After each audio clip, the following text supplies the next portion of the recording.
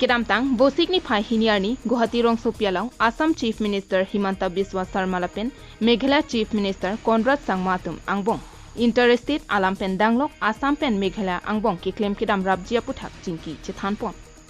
Penang an chingki chethan derapi Assam Chief Minister Sarma phirangkia thengno kaningje pona tengki kedamtang mate non kidobom Assam pen Meghalaya alonglea hoya puthaksi jasemet chingki chethanpon lo Lapen bangso hud Guwahati along ahin pen langnang kang bak penajo rong supia long bangki langki thi aning bang satami rat kisung phonang berlo Lapen Assam pen Meghalaya ahoi along kedo pusi along isi pregjam a project asai kideng ponjia phansi chingki chingbai ponlo Lapen kedam tanga pora hud lamdon lasonsi palong trok longlea hoya puthak alamsi pini chingki chingbai ponlo Lapen bangso ka chingbai pona hud pilangkata ahavar along hin I state sorkar atum chedon sar pensi kibangji paipani phai krepo aphrang ahoya pilar sompon poputa Assam CM Sarma pen ningjepon issue আছিলে যে আমাৰ যি সীমান্ত বিশেষকৈ সীমান্ত অঞ্চলত হোৱা বিতৰ্ক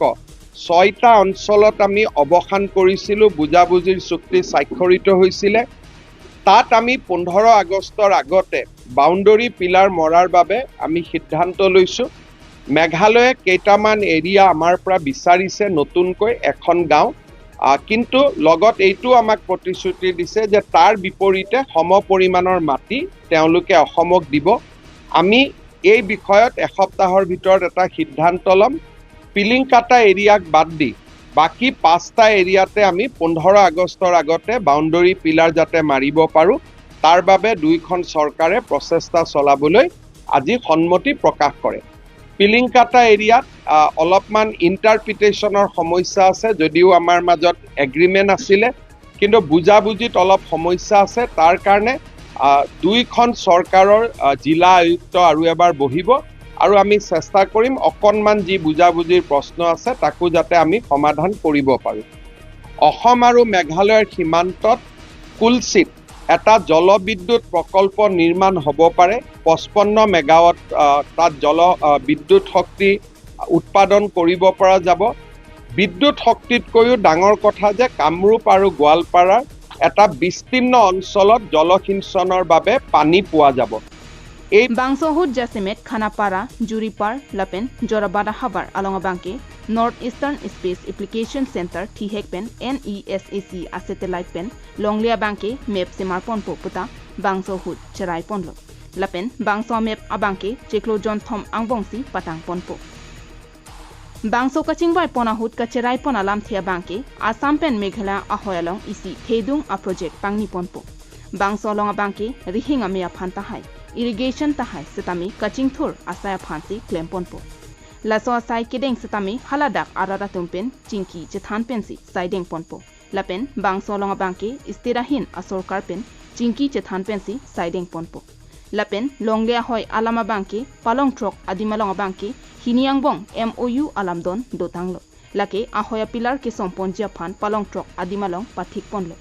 Laso sai ke pachun ponjia phana bangke ke bangji pai ni phai krepho angbongsi pachun pon poputa Meghalaya CM Sangma pen ningje pon discuss three very important and crucial issues.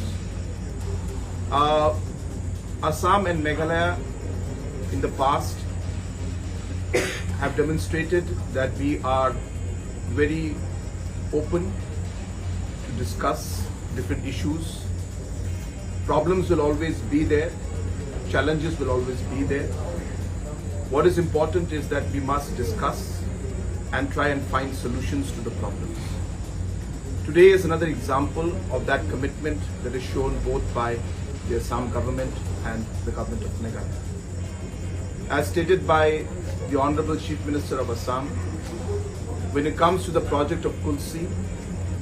it's a project which is clearly a win-win situation for both the states. Whether it is power production, whether it is irrigation, or whether it's development of tourism. In all three fronts and many more, both the states will benefit. This. On the issue of border, as mentioned by Honorable Chief Minister of Assam, that we had signed a historic agreement and MOU for the 6 areas of differences. And now that we are very close to actually finalizing the pillars. Small small issues are there which need to be resolved, which we have discussed in detail today, and I'm happy to inform you that most likely by the 15th of August, or rather before the 15th of August, we will be able to resolve and finalize the actual pillars in the different, in the 5 areas of differences